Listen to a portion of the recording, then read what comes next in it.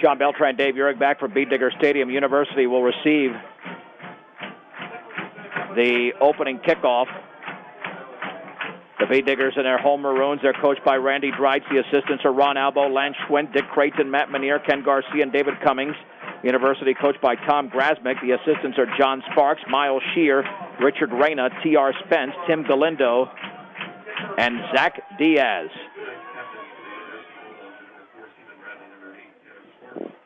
And let's see how the Beet Diggers come out because, you know, you look at last week, Dave, and Rush didn't score until the fourth quarter.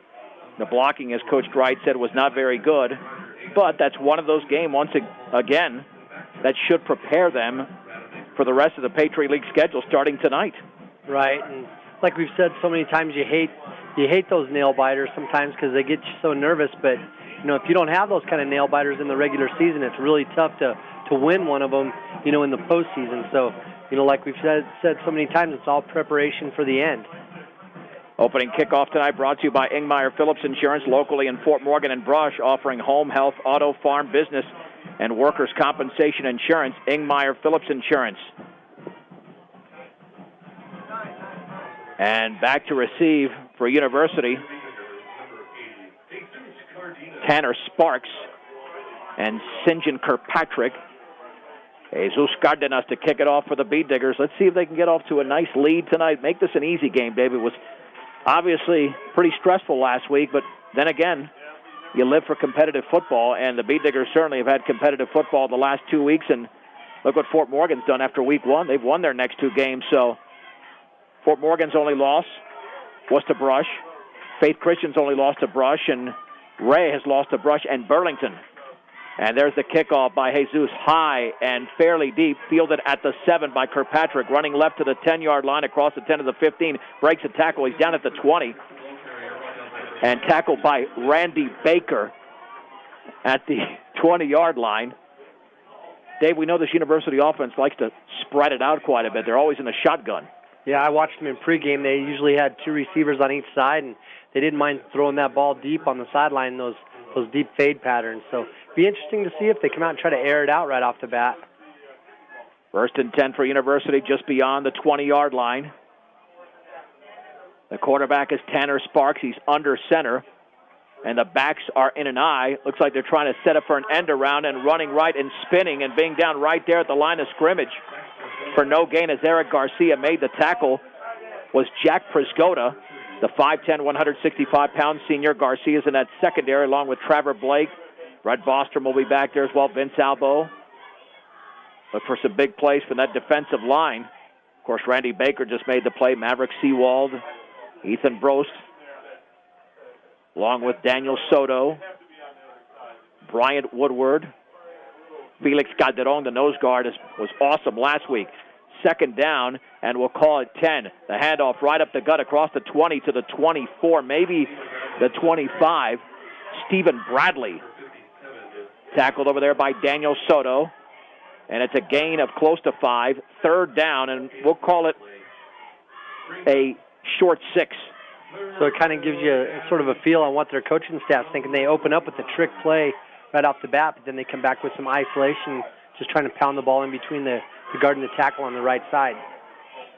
And their center is Curtis Burke, only 5'10", 185, so the Beet Diggers are not going to be out-muscled here. 3rd down and a short 6. Pass out in the right flat is dropped at the 23-yard line. Wide open was Tad Strohauer, but had he caught that pass, the Beet Diggers were right there, Dave. Yeah, Brost and Trevor Blake, they were like shoulder to shoulder closing in on him. They had him surrounded, and it's a good thing he didn't catch it, or else we might be on an injury timeout right now. CNC Auto Parts, your local Napa Auto Parts store on Edison Street in Brush. And like a good neighbor, State Farm agent Greg Mullen is there. Let Greg Mullen work with you to get the discounts you desire and the coverage you need. Matthew Wortman to punt for University, standing at his own 11. Eric Garcia at his own 41. Perfect snap, gets it off, low line drive, spiraling, takes a hop at the 47. Garcia's at the 42, running left across the 50. He's got a seam, breaks 3 tackles along the sideline, then he's dragged out of bounds in University territory at the 37-yard line. That's the Eric Garcia that is so elusive and difficult for opposing teams to bring down. A return of 21 yards, and the Beat Diggers, with 10:27 to go in the opening quarter, already in business. He's got that herky-jerky out there where he plants a foot and then goes the opposite direction, makes guys miss. And like you said, he's so quick that once he makes people miss and he breaks out into the open, he's awful dangerous. Beat Digger starting lineup brought to you by Cargill Meat Solutions, part of the KSIR B106 Scholarship Program. 1st and 10 for Brush. At the University 37-yard line, the quarterback is Mitch Tormolen. Chris Lee will be in that backfield, and Eric Garcia is in motion. The handoff to Tyler Carter, running left across the 35, and he's spun down at the 31. It's a gain of 6 before the tackle was made. Yeah, they lined up in that 400 formation that time. Ran a 47 over here to this side with their halfback doing some lead blocking for their fullback. The halfback kicked the defensive end out, and there was just a huge hole there. The linebackers for University got trapped inside with all that traffic. They couldn't get out there to make the tackle. Zach Spence, the 6'2", 180-pound senior, made the play. Trevor Blake coming in late here. On the right side, the outside receiver to the right is Vince Albo. 2nd and 4 from the 31. And there's the give right up the gut. A nice hole for Tyler Carter. Nearly breaks a second tackle. He's got a first down across the 30 towards the 26-yard line. A gain of 5. Dalton Morrow made the tackle for University, the 6'1", 170-pound sophomore. Just some great trapping up there in the front with that offensive line, leading that 30 trap up the middle for Tyler. And boy, once he got through that initial surge, he cut it to the sideline just like he's supposed to. And luckily for University, one of their kids grabbed him by the ankles before he broke it loose. And Corey Hatfield is starting at right tackle for the Beat Diggers, his first start of the season. 3 in the backfield for the 26. Handoff left side to Garcia. Nearly stripped, but he held on to that football tight, and he drives towards the 20. The initial hit was made by Isaac Chavez, only a freshman at 6'4", 280. It's a gain of 5 to the 21, and we've got an injury. That might be Hatfield himself on his back, and he might be favoring the shoulder that he injured. It'll be 2nd down and 5, and that's just too bad, Dave, because this kid has worked hard to get back into the lineup. I'm guessing right now it's him, but I don't see him standing, so it could be the same injury. Yeah, hopefully it's not the same injury, and hopefully he just got the wind knocked out of him, but he hasn't moved from that position there. The other offensive linemen have been very solid this year. Damon Miller and Ethan Brost and Carlos Carrillo, Daniel Soto, Maverick Seawald have been mainstays, and let's see what happens with Corey Hatfield, who needs assistance. And, Dave, I don't know if that's a shoulder or if that's a wrist. I think he's holding his arm up a little bit there. Which would indicate that's a shoulder. Right, and that's the same side that he's had trouble with. So, I don't doubt that they're looking for somebody over here to maybe come down and help him out. 2nd down and 5 from the 21, and we might not see Corey Hatfield the rest of the game because you re-aggravate an injury like that. It's tough to get back into the lineup. I see Marshall Unrein, one of our local physicians, going down to help him out. 2nd down and 5 from the 21. Tormolen back to throw. 5-step drop looking. Throws out to his right, and it's underthrown to Eric Garcia, who turned around late at the 19-yard line. A long throw for Tormolen, and just an awkward-looking play because it took long to develop. But the Beat Diggers are in a favorable position, 3rd and 5 for the 21. Right. I think they can run the football and go about wherever they want. But that play looked more like a timing pattern, didn't it? Because Garcia didn't look back for the ball and looked like Mitch might have thrown it a little bit prematurely, expecting Eric to look for the ball, but it was just way short because it was so far to that other sideline from this left hash mark. Welcome home to your hometown grocery store featuring Morgan County's largest variety, the Brush Grocery Cart. 3rd and 5 from the 21. There's the give on the right side and a big hole. And to Chris Lee, he's got a first down towards the 15-yard line. He was nearly dragged out of bounds before the tackle was made, but excellent blocking on that right side by the Beat Diggers, and the drive continues. Yeah, Chris, once he got that to the outside, he stiff-armed that kid and got over to the sideline, just showed a lot of speed, but then again, right at the end, he showed some strength as he lowered his shoulder and also put a hit on the tackler. A gain of 8. Craig Noe made the tackle for University, but the Beat Diggers have it at the 13-yard line, 8:33 to go in the opening quarter. Their first possession looking good. It did start at the University 37. The backs are split, 1st and 10 from the 13-yard line. There's the give on the left side to Carter. Nearly tripped to the 10, and he drives his way towards the 7. He stayed on his feet before Mario Melendez, the 5'9", 165-pound senior, did trip him up. But a gain of close to 7, we'll call it 6. 2nd down and 4 with a ball at the 7-yard line. 6-yard average there for Carter as he covered the ball with both hands running through that line. Carter remains in the backfield with Chris Lee.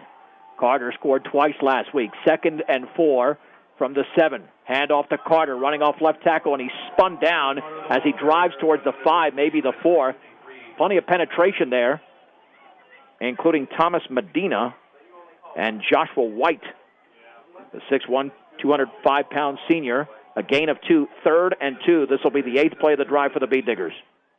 Yep, some fancy running there by Carter. He just got, the guy grabbed a hold of his left sleeve and kind of spun him around and threw him down. 3rd and 2 from the 5. Again, the Beet Diggers have the back split. Tormolen on 3rd and 2 will turn, hand it off to Carter, running along the right side. He's down. There was one man right there for University. That was Joshua White at 6'1", 205, and he brought him to the ground at the line of scrimmage, 4th and 2. Yeah, they didn't fool anybody on that. University was blitzing. It's funny they blitzed over here on the Beet Digger left side. Maverick Seawald, that big sophomore offensive tackle, he actually starts both ways for the Diggers on the line there. Maverick Seawald picked up the blocks, but they were still blitzing on the other side. This drive has taken up almost 4 minutes, even though they've only gone 32 yards. 4th and 2 from the 5-yard line. Tormolen will hand it off right up the gut to Chris Lee. He's got a first down. Is he into the end zone? And he is not yet, but he's got a first down towards the goal line. It's a gain of 4. 1st and goal for Brush. It's kind of awkward looking as the near official on this sideline. When he ran onto the field, he ran on not even running towards the spot. He had to take an angle over to the spot, so I don't know if we caught him sleeping over there or not. Vince Albo checks out. This is highly predictable here, Dave. A running play, but that's fine. You can be highly predictable when you're moving the ball. 1st and goal from the 1, turns, hands it off to Carter, left side, and he is into the end zone standing, and the Beet Diggers lead 6-0 over the University Bulldogs. 21 of the offensive yards getting down there were Tyler Carter, so it's fitting he gets to score the touchdown. But again, running right there behind the blocking of Maverick Seawald. Seawald's only a sophomore. How much better can he get? And this team's loaded with a lot of young talent, and I'll tell you what, it looks like they're getting some pretty good leadership out there too. Some other guys up there on that line like Brost and Soto, Carrillo, Miller, those guys are doing a good job. The extra point to be attempted by Jesus Cardenas, an awesome junior kicker who made his mark as a freshman with a game-winning field goal in the opening round against Florence. Awaiting the snap is Eric Garcia. It's down. Jesus kicks it, and that one is high and good. 6:07 to go, first quarter. Brush 7, University nothing on 1010 KSIR and KSIR.com. 10 plays, 37 yards in 4 minutes and 20 seconds. Tyler Carter scores his 3rd touchdown in 2 games from 1 yard away, and the Beet Diggers lead 7-0 over the University Bulldogs. I'm John Beltran with Dave Uhrig from Beet Digger Stadium. Jesus will kick it off. St. John Kirkpatrick is deep. And they might have thrown Jesse Schwint back there, flanking him. And Jesus runs towards the ball. The Beet Digger was nearly offside. They were. That is just careless. I'm not sure who that was, but you could see that well before even Jesus kicked it. You cannot make a mistake of that magnitude. So now the Beet Diggers will have to kick off from the 35-yard line, especially when you have a strong-legged kicker like that. Let him kick it and just wait until Jesus boots that football. Don't make that mistake now. University has the opportunity, unless the Beet Diggers get down there on special teams, to have pretty decent field position. Yep, those guys are all standing there. We have 5 guys on each side of our kicker, and they all start off facing our kicker, so they got to be able to see where he's at to know that they can't pass him. For all of your title needs, visit Tim Weimer at Northern Colorado Title on West Kiowa and Fort Morgan. There's the kickoff high, and that one's pretty deep, and that's going to be fielded at the 14-yard line, running right to the 20. That is Schwint, and then he is stuck at the 27-yard line. Tyler Carter made the hit, a return of close to 13 yards. So University with decent field position. They'll mark it just shy of the 28, with the Bead Diggers leading 7-0 midway through the opening quarter. No, I was watching that kickoff team. Everybody was staying in their lanes all the way down the field until University made their break, and it was nice to see our guys on the outside keeping their containment. Once again, the quarterback is Tanner Sparks. 1st and 10, University at their own 28-yard line. There's the give on the right side, and very little, a gain of 1 for Stephen Bradley. Bead Diggers were there to make the play, starting with Maverick Seawald, the sophomore. It's a gain of 1, 2nd down and 9. Bradley's the running back that's in the back. It's kind of an I formation, except for the fullback's not lined up right behind the quarterback. He's lined up, either behind the guard on one side or behind the guard on the other, and looks like he lines up there so that he can get to the blocking faster. 2nd down and 9 for University at their own 29-yard line, with the Bead Diggers up by a touchdown with 5.5 to go in the opening quarter. As Brush tries to extend their perfect season. And rolling left to Sparks, throwing. The pass is tipped incomplete. Actually off the hands of the receiver at the 33-yard line, Jack Prisgoda. He had to go up for that ball, and it fell incomplete. And luckily for him, it wasn't tipped straight up in the air. If not, that could have been picked off. The Bead Diggers did have 2 INTs last week. Right, Isaac Brose intercepted a ball there last week about that same spot. Took it almost into the end zone. Yeah, that was a tip in which Ethan Brose picked it off and got down near the goal line. 3rd down and 9 to go for the 29-yard line. 2 receivers to the left, 1 to the right. Sparks, the quarterback, is under center. A 5-step drop. The pressure's coming. Rolls to his right. Throws off his back foot. Incomplete towards the Bead Diggers sideline as Seawald throws him on his back at the 15-yard line. And luckily for University, they were not called for grounding. Yeah, I'm not sure if the Whitecap didn't call it because he was getting hit so hard by Seawald at the time, but I'll tell you what, that was a bad call. I apologize for calling Ethan Isaac, but that just kind of shows how old I am. And now University to punt.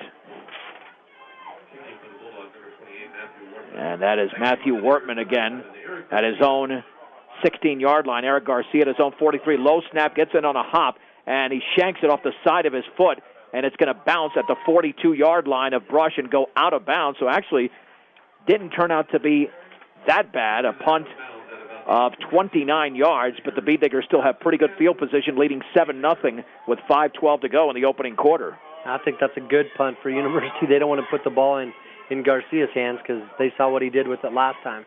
Northeastern Colorado's hometown savings and loan with locations in Brush and Fort Morgan is Equitable Savings and Loan. 1st and 10 for Brush at their own 42-yard line. The Bead Diggers haven't had that huge play this year, with the exception of that 62-yard run by Connor Weiser in the opening game against Fort Morgan.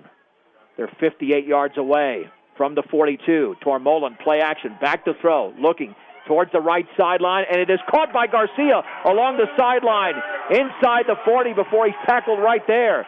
A gain of close to 18 yards before the tackle was made by Stephen Bradley. An excellent throw by Mitch Tormolen, and a Bead Digger 1st down.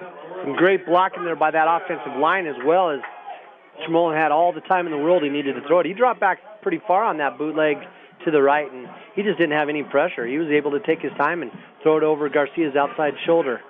Randy Baker and Brett Bostrom check in. Sean McConnell and Trevor Blake will take a breather. 1st and 10 for the Bead Diggers just inside the University 40-yard line. 3 receivers to the left.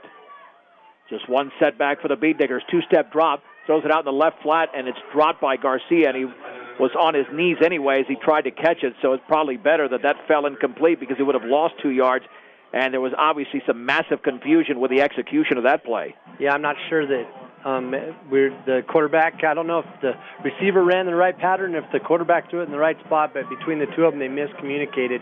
But again, it was going to be a quick hitter. Tormolen just stood up tall there in the pocket, and he didn't have any pressure. 2nd down and 10 for the Bead Diggers at the University 40-yard line. Again, they'll have 3 receivers to the left. The inside man is Eric Garcia. The lone setback is Tyler Carter. He more than likely will get the football based on the way the Bead Diggers run these plays. There's a handoff across the right side to Carter, breaking tackles along the right sideline to the 20, to the 10-yard line, and he's driving inside the 10 and knocked out of bounds as Carter could have been stopped after about 3 or 4 yards, but he kept driving and running hard, and the Bead Diggers have a 1st and goal. It's a gain of 33 as the ball's at the 7. Just a great run there by Carter. Again, it was a trap. The Diggers tried to fool University into thinking they were going to throw the ball by putting trips out here to this side, and then they just come back and run that trap up the middle. Carter ran it just like the coaches like him to. He busted through that first line of defense and then took it to the sideline and used his hand to make a tackler missed and picked up some huge yards. 1st and goal for the Bead Diggers at the 7-yard line. Now Carter's in the backfield along with Chris Lee. Carter already has a touchdown tonight. Parmolen will hand it off on the right side to Lee, and he drives towards the end zone. I believe he is in, and that is a touchdown. A touchdown for Chris Lee from 7 yards away. He scores his 2nd touchdown of the season. Brush 13, University nothing. Just that play where they just run that dive straight ahead. They weren't trying to fool anybody. They just ran it right at him, and University couldn't stop him. Well, Dave, the only problem there after that 7-yard scamper is that the Bead Diggers drove 58 yards in only a minute 1. That's not Brush football doing it that quickly. They usually take their time, but they'll take it. But they had that big play, the 33-yard run by Carter, 33 of the 58 yards. Garcia awaits the snap. It's down, and the extra point by Jesus is another beauty. 4:11 to go, 1st quarter from Brush. Brush 14, University nothing on 1010 KSIR and KSIR.com. 4 plays, 58 yards in 61 seconds. Chris Lee scores from 7 yards away. Right up the gut, and the Bead Diggers lead 14-0. And Brush is executing nice offensively, but they were expected to do so in this game. Doesn't mean it's automatically going to happen, Dave. It's nice to see them blocking and the running backs taking advantage of some hard running and some missed tackles at times. That's right, but I'll tell you the blocking that scares me is on those PATs. There's a lot of guys coming through, and I'm afraid Jesus is going to lose a knee. Low line drive, headed for Kirkpatrick, and he catches it at the 10-yard line, then hands it off or fakes the handoff, running right across the 25. Nobody saw it. Along the left sideline to the 50. Kirkpatrick by himself at the 30. Cuts it to the inside, and he's going to be tackled inside the 20. A touchdown-saving tackle by Randy Baker, close to the 17-yard line. Holy Mahungus, nobody saw the fake handoff. Of course, I didn't see it at the beginning. I thought he had handed it off, but Baker made an excellent play, and it's a return of 73 yards to the 17-yard line. Well, that's an example of what happens when your contained guys don't stay in their lanes. The first time they did, and then they come back with the fake that time, and it was executed beautifully. It fooled everybody, including us and everybody in the stands, and tell you what, he was off to the races. One setback under center's Tanner Sparks. And there is the pitch right, looking for a seam to the outside towards the 15-yard line, and thrown down right there is Tad Strohauer for a gain of 2. The pursuit by Ethan Brost, Eric Garcia, and Daniel Soto, 2nd down and 8. It's not going to be easy to run on this Brush defense. You know, they showed a lot of speed with that Strohauer, but the Digger defense showed a lot of speed as well. As the defensive end on this side strung it out. I think that was Soto over there. He took it all the way to the sideline, and then a bunch of guys came in and helped force that play. They'll give him a gain of 3 to the 14-yard line. 2nd down and 7. Strohauer, the lone setback. 2 receivers out to the left, 1 to the right. University's at the Brush 14-yard line. Sparks will pitch it left to Strohauer. Has a seam to the outside, driving towards the 10-yard line. A flag is down as he is drilled out of bounds along the far sideline by Vince Albo. Randy Baker was also in on the play. He had the initial contact holding against University, so that nullifies any yardage gained by Strohauer. Yeah, I think everybody was thinking what happened to our defensive end on that side. Why didn't he have the same kind of containment we had to play before? But there's your reason. He must have got held. Well, if University doesn't score here, you can also go back to week 1 at the end of the first half. Brett Bostra makes a touchdown-saving tackle on a long kickoff return by, I believe, Jared Bohm, and Randy Baker does it here on St. John Kirkpatrick. And now University is faced with a 2nd down and close to 16 at the 24-yard line, so that amounts to a pretty big penalty. They spent the whole pregame throwing the ball deep. Only try to attempt 2 passes so far. It'll be interesting to see what they do. 3 minutes to go in the opening quarter from Beet Digger Stadium. Brush 14, University nothing. 2 receivers split each side. Sparks is under center. 1 setback. Man in motion to the right. Sparks fakes the pitch, looking left. Pressure coming. He's sacked. Felix Calderon holds on to him. He never hit the ground because there were other Beet Diggers along with Calderon to basically hug the quarterback, Tanner Sparks, for a loss. Back to the 29, a loss of 5 yards in the play. Boy, this is going to be tough for them, Dave.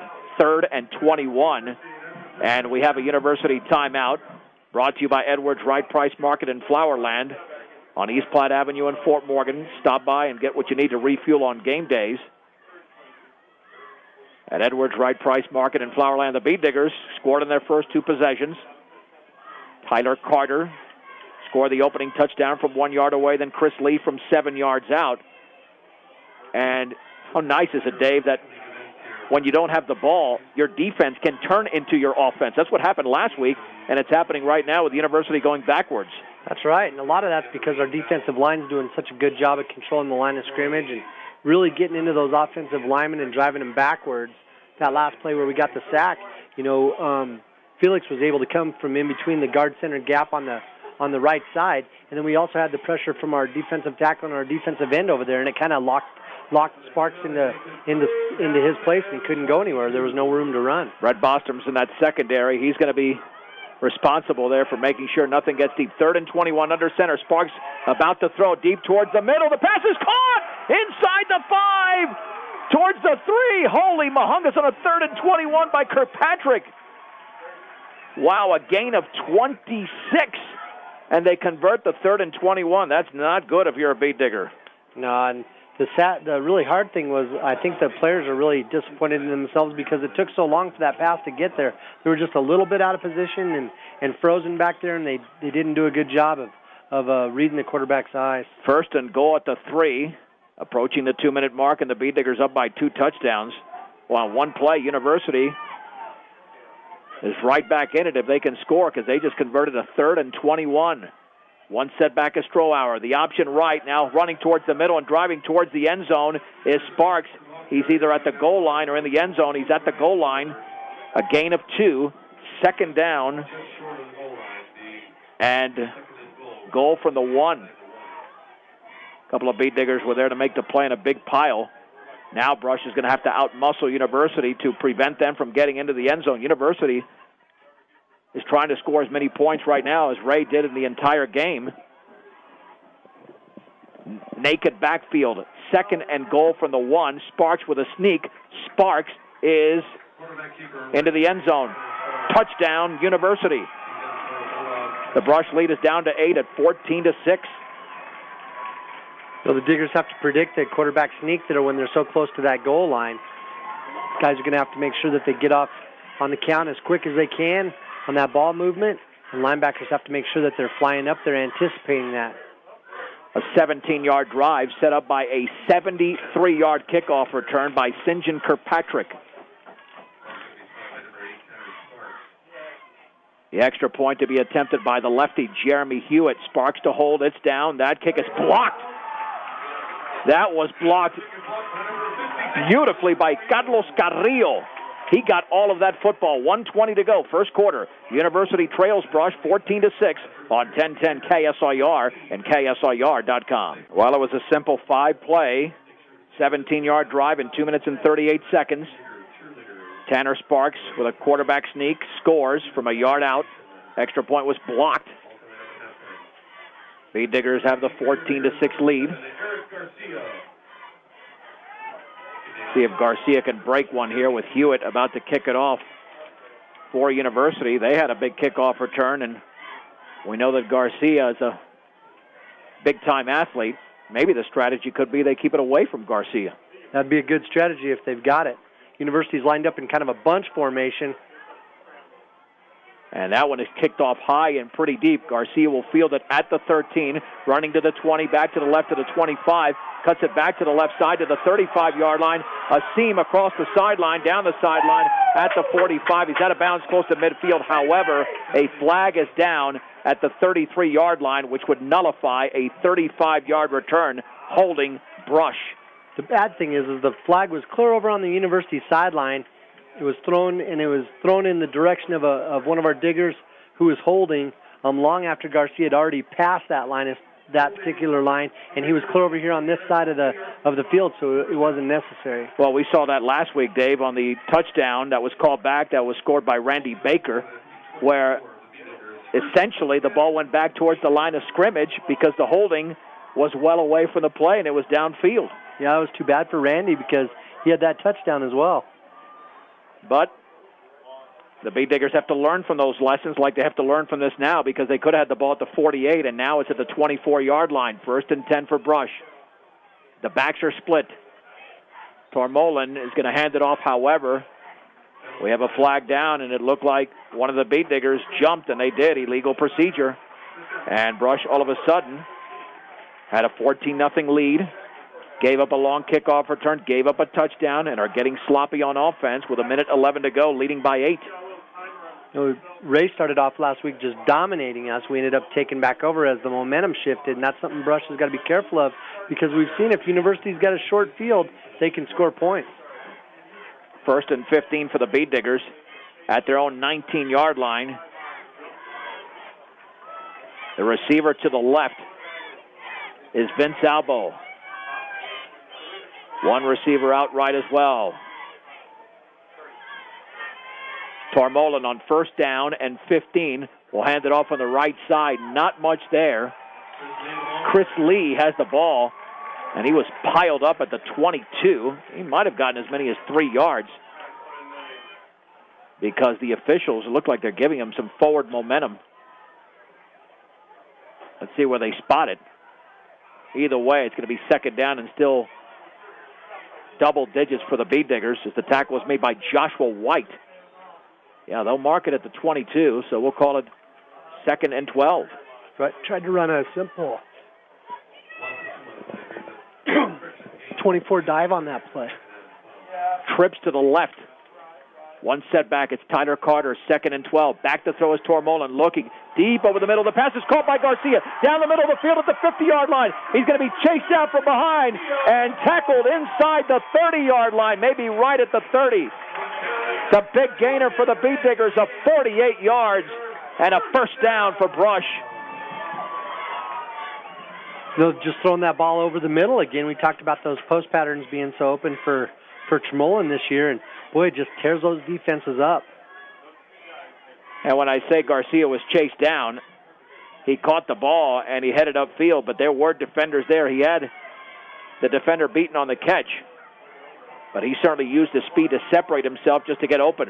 1st and 10 for the Bee Diggers at the University 30-yard line, with Lee and Carter in the backfield. Handoff, left side to Carter, breaks a tackle at the 25-yard line. He's still driving. He's close to a 1st down. He might be a tad short at the 21. It's a gain of 9, and that is the end of the opening quarter with the score.